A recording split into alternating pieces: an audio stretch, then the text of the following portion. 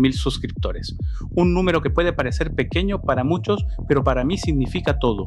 Cuando encendí la cámara por primera vez, no había ninguna garantía de que alguien fuera a ver lo que tenía para mostrar.